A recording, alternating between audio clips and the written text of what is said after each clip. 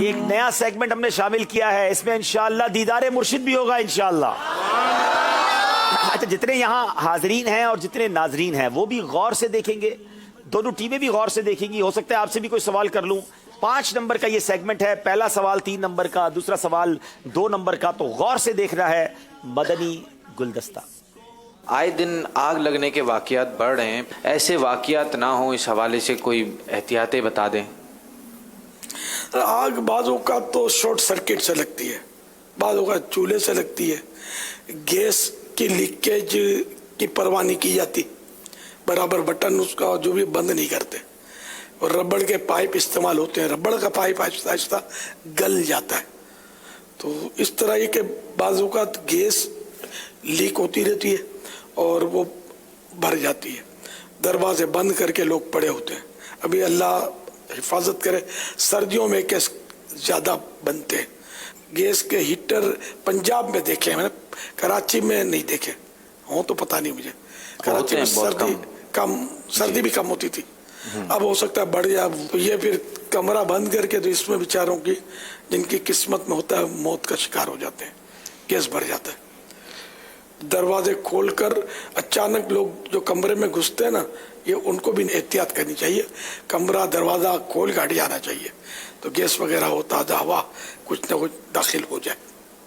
اس میں یہ بھی احتیاط ہوتی ہے کہ جیسے ہوٹلز وغیرہ میں یہ ہوتا ہے کہ رات کو جیسے 12 بجے تک یا 11 بجے تک ہیٹر بند کر دیے جاتے ہیں کہ آپ رات کو چلا دیں تاکہ پوری رات نہ آن رہے، جیسے سب سوئے ہوئے ہوں اور کوئی حادثہ ہو۔ اس طرح چولہے کے بھی جو ہوتے ہیں نا، جی سب بند کر دینے چاہیے۔ اس کی یا تو مین لائن بند کر دیں تو بھی بہت اچھا، گیس ہی بند کر دیں اس کی۔ ہاں، کیونکہ اب استعمال تو ہے نہیں رات کو۔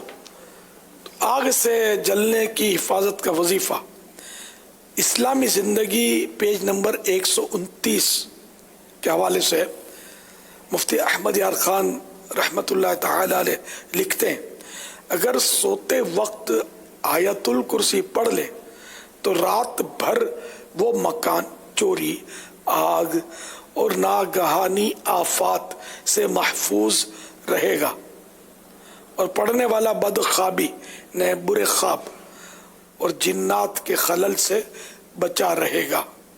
ہر نماز کے بعد آیت الکرسی پڑھنے سے انشاءاللہ عز و جل خاتمہ بالخیر ہوگا، ایمان پر عافیت کے ساتھ، بالخیر بھی ہے نا، عافیت کے ساتھ ختم ہوگا، بھلائی کے ساتھ۔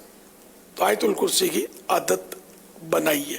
اسی طرح ہو سکے تو بسم اللہ الرحمن الرحیم 21 بار پڑھ لے سونے سے پہلے، تو انشاءاللہ عز و جل آفتوں سے بھی حفاظت ہوگی اور اچانک موت سے بھی حفاظت ہوگی۔